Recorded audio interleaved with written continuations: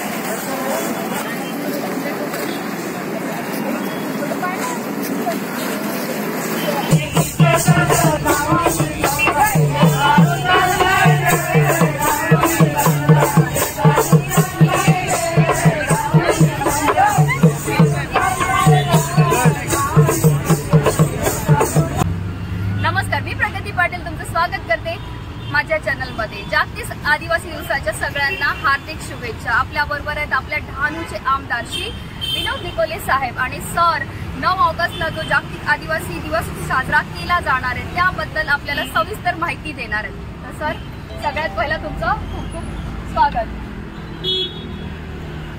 9 August हा परवा येतो आणि 9 ऑगस्ट हा खरं म्हणजे आम्हाला खूप ती एक अभिमानाची बाब आहे की संपूर्ण जगाने आमच्या आदिवासीची दखल घेतलेली आहे आणि संपूर्ण जगामध्ये हा जागतिक आदिवासी दिवस म्हणून घोषित केलेला आहे। त्या अनुषंगाने पालघर जिल्ह्यामध्ये गेल्या अनेक वर्षापासून आम्ही हा आदिवासी दिवस एकत्र येऊन साजरा करतो। 2019 पासून विधानसभा सदस्य म्हणून निवडून आल्यानंतर मागच्या वर्षापासून आपण डहाणूमध्ये हा जागतिक आदिवासी 9 ऑगस्ट दिवस हा इथे मोठ्या प्रमाणामध्ये आपण हा इथे सेलिब्रेट करतो। खरं म्हणजे हा जागतिक आदिवासी दिवस जरी फक्त आदिवासींसाठी जरी तो घोषित केला असेल, परंतु आम्ही डहाणूमध्ये जो हा दिवस जो साजरा करतो तो संपूर्ण ह्या भागातला कोणत्याही जाती धर्माचा असेल सर्वच लोकांना घेऊन हा आम्ही 9 ऑगस्ट हा इथे साजरा करतो। कारण दिवाळी असेल, ईद असेल, इतर जे सण आहेत या सणामध्ये सुद्धा आपण आपले भाऊ बांधव म्हणून आपण त्याच्यामध्ये सुद्धा सामील होतो। त्याचप्रमाणे आमचं सुद्धा ह्या आदिवासी जागतिक दिनामध्ये डहाणूच्या परिसरातील संबंध डहाणू तालुका, तलासरी तालुका आणि पालघर जिल्ह्यातच विशेषतः सर्वच आदिवासी बंधूंना आणि इतर जो समाज आहे त्यांना सुद्धा आम्ही एक संदेश देतो की तुम्ही सुद्धा या कार्यक्रमामध्ये सर्वांनी सामील व्हावं आणि संपूर्ण आमचा हा जो डहाणू तलासरी या भागातला जो आदिवासी बांधव आहे त्यांना शुभेच्छा द्यावा आणि सर्वांनी एकत्र येऊन हा साजरा करावा।